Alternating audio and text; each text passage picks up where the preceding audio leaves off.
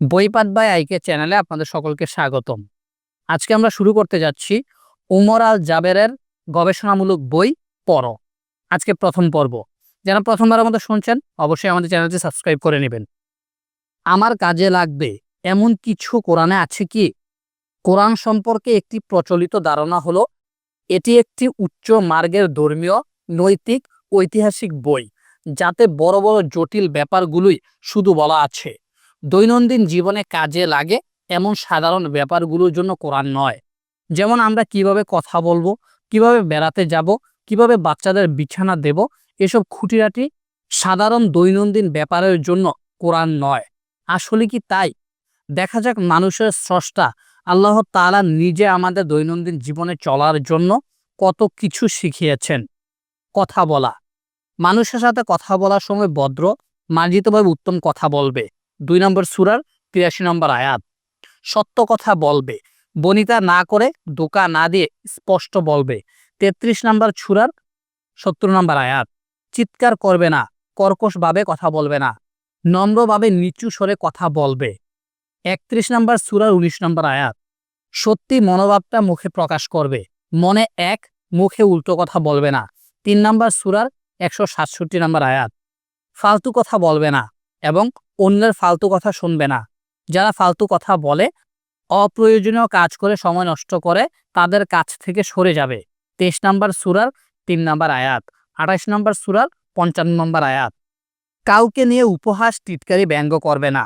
49 নম্বর সূরার 11 নম্বর আয়াত। অন্যকে নিন্দা করবে না, কারো মানহানি করবে না। 49 নম্বর সূরার 11 নম্বর আয়াত। কাউকে কোনো বাজে নামে ডাকবে না। 49 নম্বর সূরার 11 নম্বর আয়াত। কারো অনুপস্থিতিতে তার নামে কোনো বাজে কথা বলবে না। 49 নম্বর সূরার 12 নম্বর আয়াত। অন্যকে কিছু সংশোধন করতে বলার আগে অবশ্যই তার নিজে মানবে। কথার চেয়ে কাজের প্রভাব বেশি। 2 নম্বর সূরার 44 নম্বর আয়াত। মানুষকে বিচক্ষণভাবে মার্জিত কথা বলে আল্লাহর পথে ডাকবে। তাদের সাথে অত্যন্ত ভদ্র, শালীনভাবে যুক্তি তর্ক করবে। 16 নম্বর সূরার 125 নম্বর আয়াত। মিথ্যা কথা বলবে না। 22 নম্বর সূরার 30 নম্বর আয়াত। যদি কোনো ব্যাপারে তোমার সঠিক জ্ঞান না থাকে, তাহলে সে ব্যাপারে মুখ বন্ধ রাখো। তোমার মনে হতে পারে এসব সামান্য ব্যাপারে সঠিকভাবে না জেনে কথা বললে অত সমস্যা নেই, কিন্তু তুমি তো জানো না সেটা হয়তো আল্লাহর কাছে কোনো ভয়ঙ্কর ব্যাপার। 24 নম্বর সূরার 14 থেকে 16 নম্বর আয়াত। ব্যবহার, মার্জিত পোশাক পরবে। 7 নম্বর সূরার 26 নম্বর আয়াত। মার্জিত পোশাক পরে প্রার্থনা করবে। 7 নম্বর সূরার 31 নম্বর আয়াত। প্রয়োজনের বেশি খাবার খাবে না, পান করবে না। 7 নম্বর সূরার 31 নম্বর আয়াত। নিজেই নিজের গুণ জাহির করে অন্যের কাছে ভালো সাজার চেষ্টা করবে না। 53 নম্বর সূরার 32 নম্বর আয়াত। কারো সাথে ফুটানি করবে না, নিজেকে নিয়ে গর্ব করবে না। 31 নম্বর সূরার 18 নম্বর আয়াত। দেমাগ দেখিয়ে চলাফেরা করবে না। 17 নম্বর সূরার 37 নম্বর আয়াত। তাড়াহুড়া করবে না, খুব দৃঢ়তাও নয়, মধ্যম স্বাভাবিক গতিতে চলাফেরা করবে। 31 নম্বর সূরার 19 নম্বর আয়াত। বিনয়ের সাথে চলাফেরা করবে। 25 নম্বর সূরার 63 নম্বর আয়াত। বেশি অনুমান করবে না, কিছু অনুমান আছে যেটা করা গুনাহ। আন্দাজে ডিল মারবে না, একে অন্যের উপর গুপ্তচরগিরি করবে না। 49 নম্বর সূরার 12 নম্বর আয়াত। কারো অনুমতি ছাড়া তার ঘরে কখনো ঢুকে পড়বে না। 24 নম্বর সূরার 27 নম্বর আয়াত। কারো সাথে দেখা হলে তাকে সুন্দরভাবে সম্ভাষণ জানাবে, সালাম দেবে। কেউ তোমাকে সম্ভাষণ জানালে তাকে তার চেয়েও ভালোভাবে উত্তর দেবে, নতুবা অন্তত সে যেভাবে জানিয়েছে সেভাবে জানাবে। 4 নম্বর সূরার 86 নম্বর আয়াত। যখন তুমি নিজের ঘরে আসবে বা অন্য কারো ঘরে যাবে, যারা ঘরে আছে তাদেরকে সুন্দর সম্ভাষণ জানাবে, সালাম দিবে এবং তাদের জন্য আল্লাহর কাছে কল্যাণ কামনা করবে। 24 নম্বর সূরার 61 নম্বর আয়াত। কেউ ভুলে দোষ করে ক্ষমা চাইলে এবং নিজেকে সংশোধন করলে তাকে আগ্রহ নিয়ে কোনো রাগ চেপে না রেখে ক্ষমা করে দেবে। 6 নম্বর সূরার 54 নম্বর আয়াত। 3 নম্বর সূরার 134 নম্বর আয়াত। অজ্ঞ, বর্বর, বিপদগামী লোকজন অপ্রয়োজনীয় কথাবার্তা, খামোখা যুক্তি তর্ক করতে গেলে তাদের সালাম শান্তি বলে সরে যাবে। 25 নম্বর সূরার 63 নম্বর আয়াত। আল্লাহ যাদের বেশি দিয়েছেন তাদের হিংসা করবে না। 4 নম্বর সূরার 54 নম্বর আয়াত। নৈতিকতা, সত্যকে মিথ্যা দিয়ে গোলা করবে না এবং জেনে শুনে সত্য গোপন করবে না। 2 নম্বর সূরার 42 নম্বর আয়াত। নিজেকে এবং নিজের পরিবারকে আগে ঠিক করো। ৬৬ নম্বর সূরার ৬ নম্বর আয়াত। কারো কোনো উপকার করলে তাকে তা মনে করিয়ে কষ্ট দেবে না। ২ নম্বর সূরার ২৬২ নম্বর আয়াত। কারো উপকার করলে তার বিনিময়ে তার কাছ থেকে কোনো উপকার এমনকি ধন্যবাদ আশা করবে না। ৭৬ নম্বর সূরার ৯ নম্বর আয়াত। কাউকে কথা দিলে অবশ্যই কথা রাখবে। তোমার প্রত্যেকটা অঙ্গীকারের ব্যাপারে তোমাকে জিজ্ঞেস করা হবে। ১৭ নম্বর সূরার ৩৪ নম্বর আয়াত। যারা ভালো কাজ করছে তাদের ভালো কাজে সাহায্য করবে, উৎসাহ দেবে, তাদের ভালো কাজে যোগ দিবে। খারাপ কাজে কাউকে কোনো ধরনের সাহায্য করবে না। ৫ নম্বর সূরার ২ নম্বর আয়াত।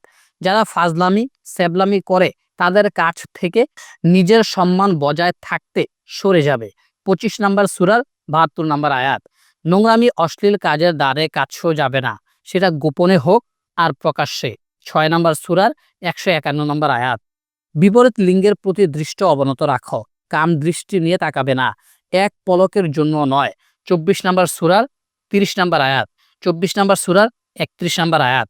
কারো সম্পর্কে খারাপ কিছু শুনলে তার সম্পর্কে ভালো ধারণা রাখো, যতক্ষণ পর্যন্ত না তুমি তার সম্পর্কে সঠিক তথ্য না পাচ্ছ। অন্যদের নির্দোষ হিসেবে নেবে যতক্ষণ না তার দোষ প্রমাণিত হয়। ২৪ নম্বর সূরার ১২ নম্বর আয়াত। পবিত্র পরিষ্কার পরিচ্ছন্ন থাকবে। ৯ নম্বর সূরার ১০৮ নম্বর আয়াত। ৪ নম্বর সূরার ৪৩ নম্বর আয়াত এবং ৫ নম্বর সূরার ৬ নম্বর আয়াত। খারাপ কেউ তোমাকে কোনো খবর দিলে সেটা ভালো করে যাচাই করে নিশ্চিত হও, যাতে করে তুমি এমন কিছু করে না ফেলো যার জন্য তোমাকে পরে পস্তাতে হয়। ৪৯ নম্বর সূরার ৬ নম্বর আয়াত। তোমার যা সম্পর্কে সঠিক জ্ঞান নেই তার অন্ধ অনুসরণ করবে না, কারণ আল্লাহর আদালতে তোমার দৃষ্টি, শ্রবণ এবং হৃদয় এর সবকিছুই বিচার করা হবে। ১৭ নম্বর সূরার ৩৬ নম্বর আয়াত। যারা আল্লাহর বাণীকে গুরুত্ব দেয় না, তা নিয়ে অবহেলা করে, হাসি ঠাট্টা করে, তাদের কাছ থেকে সরে যাবে। ৬ নম্বর সূরার ৭০ নম্বর আয়াত। যতক্ষণ না তারা অন্য প্রসঙ্গে কথা না বলে ততক্ষণ পর্যন্ত তাদের সাথে বসবে না। ৪ নম্বর সূরার ১৪০ নম্বর আয়াত। ঘুষ খাবে না এবং ঘুষ দেবে না। ২ নম্বর সূরার ১৮৮ নম্বর আয়াত। অন্যের টাকা পয়সা সম্পত্তি জেনে শুনে অন্যায়ভাবে দখল করবে না। ২ নম্বর সূরার ১৮৮ নম্বর আয়াত। অন্য বস্ত্র বাসস্থান সংস্থানের জন্য তাদের আনুগত্য করছো, তাদের কোনো ক্ষমতাই নেই তোমাকে কিছু দেবার, শুধু আল্লাহর কাছে চাও। ২৯ নম্বর সূরার ১৭ নম্বর আয়াত। জাতি, বর্ণ, ভাষা, যোগ্যতা ইত্যাদির ভিন্নতা থাকা সত্ত্বেও মানুষকে সম্মান করবে। ১৭ নম্বর সূরার ৭০ নম্বর আয়াত। জাতীয়তা, বর্ণ, ভাষা, যোগ্যতা নির্বিশেষে বিশ্বাসীরা সবাই ভাই ভাই, বোন বোন। তোমরা সবাই একই পরিবারের সদস্যের মতো একে অন্যের ভাই বোন হিসেবে থাকবে। ৪৯ নম্বর সূরার ১০ নম্বর আয়াত। পারিবারিক ও আত্মীয়তার সম্পর্ক। খাবারের দাওয়াত পেলে যখন যেতে বলেছে তখনই যাবে, বেশি আগে যাবে না। খাওয়া হয়ে গেলে দেরি না করে চলে আসবে, যাতে তাদের অসুবিধা না হয়। ৩৩ নম্বর সূরার ৫৩ নম্বর আয়াত। কথা বলার সময় কারো পক্ষপাতিত্ব করবে না, সেটা যদি নিকট আত্মীয়ের বিরুদ্ধে হয়। ৬ নম্বর সূরার ১৫২ নম্বর আয়াত। বাবা মার সব ব্যাপারে সবচেয়ে ভালোভাবে ব্যবস্থা নেবে। ২ নম্বর সূরার ৮৩ নম্বর আয়াত। বাবা মার সাথে সবচেয়ে ভালো সম্পর্ক রাখবে, ভালো ব্যবহার করবে। ৪ নম্বর সূরার ৩৬ নম্বর আয়াত। কাছের আত্মীয়তার সাথে ভালো সম্পর্ক রাখবে। ২ নম্বর সূরার ৮৩ নম্বর আয়াত। ৪ নম্বর সূরার ৩৬ নম্বর আয়াত। এতিম এবং অভাবী মানুষদের সাহায্য করবে। ২ নম্বর সূরার ৮৩ নম্বর আয়াত। ৪ নম্বর সূরার ৩৬ নম্বর আয়াত। বন্ধু এবং প্রতিবেশীদের সাথে সুন্দর সম্পর্ক রাখবে। ৪ নম্বর সূরার ৩৬ নম্বর আয়াত। বিপদে পড়া পথিক যাত্রীদের সাহায্য করবে। ৪ নম্বর সূরার ৩৬ নম্বর আয়াত। যারা তোমার অধীন বা দাস দাসী তাদের সাথে সুন্দর ব্যবহার করবে। ৪ নম্বর সূরার ৩৬ নম্বর আয়াত। সুতরাং শুরুর প্রশ্নটি, আমার কাজে লাগবে এমন কিছু কোরআনে আছে কি? এর উত্তরে কোরআনের এই আয়াতটি যথেষ্ট। আমি তোমাকে কিতাবটি পাঠিয়েছি সবকিছু পরিষ্কার করে বর্ণনা করে, যারা আল্লাহর প্রতি অনুগত তাদের জন্য পথপ্রদর্শক, অনুগ্রহ ও সুসংবাদ হিসেবে। বিশেষ দ্রষ্টব্য, উপরের উপদেশগুলো সংশ্লিষ্ট আয়াতের সরাসরি অনুবাদ নয়, বরং যে আয়াতগুলোর অংশবিশেষ থেকে উপদেশগুলো সংগ্রহ করা হয়েছে তা দেওয়া হয়েছে। অনেক সময় আয়াতের অর্থ পড়ে বোঝা যায় না উপদেশটার সাথে মিল কোথায়। চিন্তা করুন, তাফসির পড়ুন, বুঝতে পারবেন। আয়াতের শেষে দেওয়া সংখ্যাগুলো হচ্ছে যথাক্রমে সূরা এবং আয়াতের নম্বর। সূরা ফাতিহা আমরা যা শিখিনি, রাসূল মুহাম্মদ সাল্লাল্লাহু আলাইহি সাল্লাম যখন ১৪০০ বছর আগে অমুসলিম আরবদের কোরআন তিলাওয়াত করে শোনাতেন, তখন তা শুনে আরবদের ২ ধরনের প্রতিক্রিয়া হতো। কি অসাধারণ কথা! এভাবে তো আমরা কখনো আরবি ব্যবহার করার কথা ভেবে দেখিনি। এত অসাধারণ বাক্য গঠন, শব্দ নির্বাচন তো আমাদের সবচেয়ে বিখ্যাত কবি সাহিত্যিকরাও করতে পারে না। এমন কঠিন বাণী, এমন হৃদয়স্পর্শী করে কেউ তো কোনোদিন কথা বলতে পারেনি। এই জিনিস তো মানুষের পক্ষে তৈরি করা সম্ভব নয়। এটা নিশ্চয়ই আল্লাহর বাণী। আমি সাক্ষ্য দিচ্ছি, লা ইলাহা ইল্লাল্লাহ। অথবা সর্বনাশ, এটা নিশ্চয়ই জাদু। এই জিনিস মানুষের পক্ষে বানানো সম্ভব না। এটা তো সত্যি সত্যি মনে হচ্ছে কোনো দৈব বাণী। কিন্তু এই জিনিস আমি মেনে নিলে তো আমি আর মূর্তি পূজা করতে পারবো না, লোক ঠকাতে পারবো না, মদ খেতে পারবো না, জুয়া খেলতে পারবো না, আমার দাসগুলোর সাথে যা খুশি তাই করতে পারবো না। এই বাণী মানা শুরু করলে আমার পরিবার এবং গোত্রের লোকেরা আমাকে বের করে দেবে। আমার মান সম্মান সম্পত্তি সব পানিতে চলে যাবে। এই জিনিস যেভাবেই হোক আটকাতে হবে। দাঁড়াও, আজকে আমি আমার দলবল নিয়ে এই লোকটাকে কোরআনের বাংলা বা ইংরেজি অনুবাদ পড়ে কখনো আপনার এরকম কোনো চরম প্রতিক্রিয়া হয়েছে? হয়নি। কারণ কোনো অনুবাদ আল্লাহর বাসনের মর্যাদা, গাম্ভীর্য, অলৌকিকতা তুলে ধরতে পারে না। কোরআনের প্রতিটি আয়াত এবং শব্দের অর্থ যে কত ব্যাপক, প্রতিটি শব্দ নির্বাচন যে কত সূক্ষ্ম, তা আমরা বুঝি না। কোরআন যদি আল্লাহ বাংলাতে পাঠাতেন, তাহলে আমরা একটা করে বাক্য শুনতাম আর ধাক্কা খেতাম। রবীন্দ্রনাথ, মধুসূদন কেউ এর দ্বারে কাছেও কিছু তৈরি করতে পারত না। কিন্তু একজন আরব বাংলায় সেই বাণী শুনতো আর হাই তুলতো, ঠিক যেমন আমরা এখন করি আরবি কোরআন শুনে। এ কারণে সূরা ফাতিহা প্রতিদিন অনেকবার পড়েও আমরা এর গভীরতা অনুভব করি না। কারণ বুঝে পড়া আর না বুঝে পড়ার মাঝে আকাশ পাতাল পার্থক্য আছে। বিসমিল্লাহ, শুরু করছি আল্লাহর নামে। বিসমিল্লাতে শুরু করছি সরাসরি বলা নেই। এর সরাসরি অর্থ আল্লাহর নামে। এখানে শুরু করছি শব্দটির অনুপস্থিতি বিসমিল্লাহ এর প্রয়োগকে আরো ব্যাপক করে দিয়েছে। আরবিতে বা এর অনেকগুলো অর্থ হয়, যেমন সাথে, দিয়ে, জন্য, উদ্দেশ্যে, সাহায্যে ইত্যাদি। বাংলা বা ইংরেজিতে এমন একটি শব্দ নেই যার একসাথে এতগুলো অর্থ বহন করে। সূরা ফাতিহার প্রথম আয়াতের প্রথম শব্দের প্রথম অংশটি আমাদের দেখিয়ে দেয় যে কোরআনের অনুবাদ করলে মূল আরবির বাবের কতখানি ভাব হারিয়ে যায়। আমরা যদি বা এর অর্থগুলো একসাথে করে বিসমিল্লাহকে অনুবাদ করতে যাই, তাহলে শুধুই বিসমিল্লাহ এর অর্থ দাঁড়াবে আল্লাহর নামের সাথে, আল্লাহর নামের সাহায্যে, আল্লাহর নামের বরকতে ইত্যাদি। তাই শুধু কোনো কিছু শুরু করার জন্যই না, আরো অনেক উদ্দেশ্যে বিসমিল্লাহ বলা যাবে। আমরা আল্লাহর নামে শুধু শুরুই করি না, বরং পুরো কাজটা করি আল্লাহর নামে এবং শেষও করি আল্লাহর নামে। হারাম আয় থেকে কেনা খাবার বিসমিল্লাহ বলে খাওয়া শুরু করলো, সেটা আল্লাহর নামে খাওয়া হলো না। আমি বিসমিল্লাহ বলে একটা ফাইল নিলাম সই করার জন্য, তারপর অন্যদিকে তাকিয়ে খুক খুক করে ক্যাশে হাত বাড়িয়ে দিলাম গোশ নেবার জন্য। এটা আল্লাহর নামে সই করা হলো না। যতই বিসমিল্লাহ বলা হোক না কেন, খারাপ কাজে আল্লাহর বরকত থাকে না। বিসমিল্লাহ কোনো নতুন কিছু নয়। নবী নূহকে তার জাহাজে ওঠার সময় আল্লাহ বলেছিলেন, আরোহণ করো আল্লাহর নামে।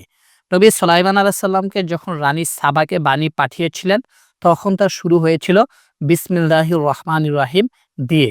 যে কোনো ভালো গুরুত্বপূর্ণ কথা লেখা বা কাজ শুরুর আগে বিসমিল্লাহ বলা উচিত। শাইখ বাকর আবু জাইদ বলেন, হারাম কিংবা মাকরু কোনো কথা বা কাজ আল্লাহর নামে শুরু করা যাবে না। আল্লাহর অবাধ্যতার শুরুতে তার আনুগত্যের প্রকাশমূলক শব্দটি উচ্চারণ করে আসলে আল্লাহকে অসম্মানী করা হয়। আলহামদুলিল্লাহ, যাবতীয় প্রশংসা আল্লাহর। এখানে আমরা আল্লাহর প্রশংসা করছি, তবে আমরা যেমন মানুষকে বলি আপনি অনেক ভালো, তেমন আল্লাহকে আমরা বলছি সমস্ত প্রশংসা তার। ব্যাপারটা তা নয়। আলহামদুলিল্লাহ কোনো ক্রিয়াবাচক বাক্য নয়, এটি একটি বিশেষ্যবাচক বাক্য। সহজ বাংলায় বললে এখানে কোনো কিছু করা হচ্ছে না, বরং কোনো সত্যের পুনরাবৃত্তি করা হচ্ছে। যেমন আমরা যখন বলি সূর্য আলো দেয়, তখন আমরা একটি সত্য বলছি। আমরা কিন্তু প্রশংসা করে বলছি না, আহা সূর্য তুমি কত আলো দাও। সূর্য সবসময় আলো দেয়, সেটা আমরা বলি আর না বলি। আমরা সবাই যদি সূর্য আলো দেয় বলা বন্ধ করে দেই, সূর্য ঠিকই আলো দেবে। ঠিক একইভাবে আলহামদুলিল্লাহ অর্থ সমস্ত প্রশংসা আল্লাহর। সেটা আমরা বলি আর না বলি, সমস্ত প্রশংসা ইতিমধ্যে আল্লাহর। পৃথিবীতে কোনো মানুষ বা জিন না থাকলেও এবং তারা কেউ আল্লাহ এর প্রশংসা না করলেও সমস্ত প্রশংসা তার ছিল, আছে এবং থাকবে। বরং এটা আমাদের জন্যই একটা বিরাট সৌভাগ্য যে আমরা আল্লাহর প্রশংসা করার সুযোগ পাচ্ছি। সূরা ফাতিহার এই আয়াতটির বাক্য গঠন দিয়েই আল্লাহ আমাদের তার অবস্থান কত উপরে এবং আমাদের অবস্থান কত নিচে তা বুঝিয়ে দিয়েছেন। তিনি আমাদের বুঝিয়ে দিচ্ছেন যে তিনি ইতিমধ্যেই প্রশংসিত। আমাদের ধন্যবাদ এবং প্রশংসা তার দরকার নেই। তাহলে কেন আমরা আল্লাহর প্রশংসা করা দরকার? তাতে কি লাভ? ২০০৩ সালে ২,৬১৬ জন প্রাপ্তবয়স্ক মানুষের উপর গবেষণা করে দেখা গেছে, যারা অপেক্ষাকৃত বেশি কৃতজ্ঞ তাদের মধ্যে মানসিক অবসাদ, দুশ্চিন্তা, অমূলক ভয় ভীতি, অতিরিক্ত খাবার অভ্যাস এবং মদ, সিগারেট ও ড্রাগের প্রতি আসক্তির ঝুঁকি অনেক কম।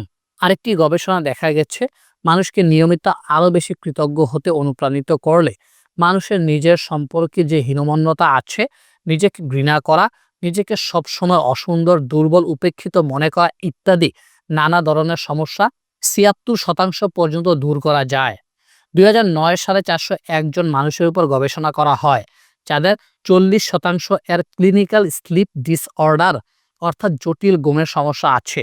তাদের মধ্যে যারা সবচেয়ে বেশি কৃতজ্ঞ তারা এক নাগাড়ে বেশি ঘুমাতে পারেন, তাদের ঘুম নিয়মিত হয়, রাতে তাড়াতাড়ি ঘুমিয়ে পড়েন এবং দিনের বেলা ক্লান্ত অবসাদ কম থাকেন।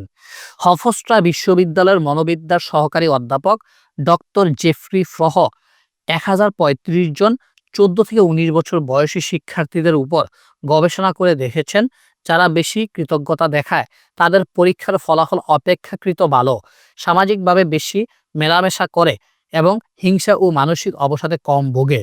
এক যুগের বেশি সময় ধরে চালানো গবেষণা দেখা গেছে, কৃতজ্ঞ প্রাপ্ত বয়স্কদের কাজের আগ্রহ, শক্তি বেশি থাকে, তাদের সামাজিক সম্পর্ক বেশি হয় এবং যারা কৃতজ্ঞ নয় তাদের থেকে তারা বেশি সুখী। তারা অপেক্ষাকৃত কম হতাশা, হিংসা, লোভ বা অ্যালকোহল আসক্ত হন। তারা অপেক্ষাকৃত বেশি আয় করেন, ভালোভাবে ঘুমান, নিয়মিত ব্যায়াম করেন, এমনকি ভাইরাসজনিত অসুখের প্রতি তাদের রোগ প্রতিরোধ ক্ষমতা বেশি থাকে। মানুষ কি তার রবের প্রতি কৃতজ্ঞ হবে না, যিনি তাকে সবকিছু দিয়েছেন, এমনকি তিনি কৃতজ্ঞ হওয়ার পদ্ধতিটাও শিখিয়েছেন? শুধু তাই না, এর সাথে তিনি এও বলেছেন যে আমরা যদি কৃতজ্ঞ হই তাহলে তিনি আমাদের আরো অনেক বাড়িয়ে দেবেন। এই জন্য আল্লাহ তাআলা আমাদের প্রতিদিন ৫ ওয়াক্তে কমপক্ষে ১৭ বার বলতে বলেছেন আলহামদুলিল্লাহি রব্বিল আলামিন। সমস্ত প্রশংসা এবং ধন্যবাদ আল্লাহর, তিনি সৃষ্টি জগতের রব। প্রশংসার জন্য হামদ শব্দটি কেন ব্যবহার হলো তা নিয়ে ভেবে দেখা দরকার। কারণ আরবিতে প্রশংসার জন্য অনেক শব্দ আছে, যেমন মাদ, তানা, শুকর। কিন্তু আল্লাহ তাআলা সেগুলো থাকতে কেন তার জন্য হামদ শব্দটি বেছে নিলেন? হাম শব্দটি একটি বিশেষ ধরনের প্রশংসা। আরবিতে সাধারণত প্রশংসাকে মাদ বলা হয়। এছাড়াও সানা অর্থ গুণগান, শুকর অর্থ ধন্যবাদ দেওয়া। কিন্তু হামদ অর্থ একই সাথে ধন্যবাদ দিয়ে প্রশংসা করা। যখন আপনি কারো গুণে মুগ্ধ, আপনি কারো কোনো বিশেষ গুণকে স্বীকার করে তার মূল্যায়ন করার জন্য হামদ করেন। হামদ করা হয় ভালোবাসা থেকে, শ্রদ্ধা থেকে, নম্রতা থেকে। এছাড়াও হামদ করা হয় যখন কারো কোনো গুণ বা কাজের দ্বারা আপনি উপকৃত হয়েছেন। আল্লাহর অসংখ্য গুণের জন্য এবং তিনি আমাদের যে এত অসীম নিয়ামত দিয়েছেন তা আমরা প্রতিনিয়ত ভোগ করি, তার জন্য তাকে ধন্যবাদ দিয়ে তার প্রশংসা করার জন্য হামদ সবচেয়ে উপযুক্ত শব্দ। যদি আয়াতটি হতো আল মাদহু লিল্লাহ, সমস্ত প্রশংসা আল্লাহর, তাহলে কি সমস্যা ছিল?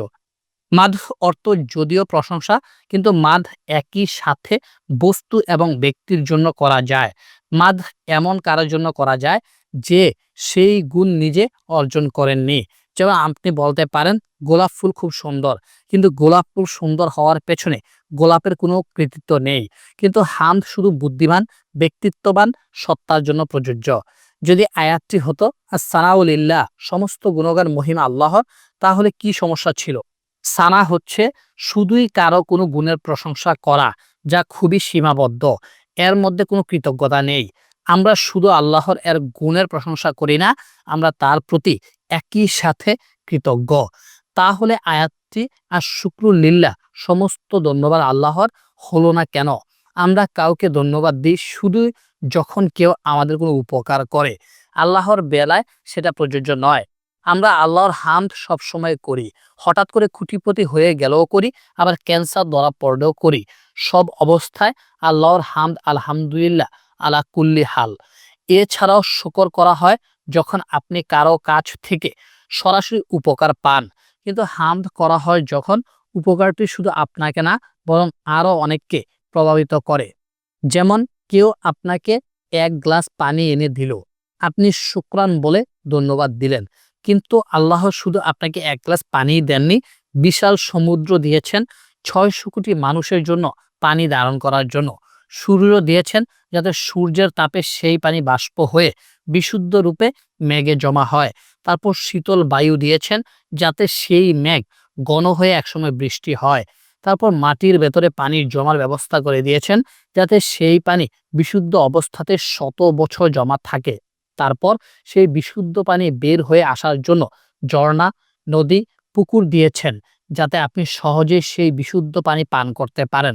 এসবের জন্য আল্লাহকে শুধু ধন্যবাদ আল্লাহ বললে আল্লাহর অবদানকে ছোট করে দেখা হয়। সুতরাং শুধু শুকর বা ধন্যবাদ ছোট একটা ব্যাপার, হামদ করলেই কেবল পরিপূর্ণ কৃতজ্ঞতা আদায় হয়।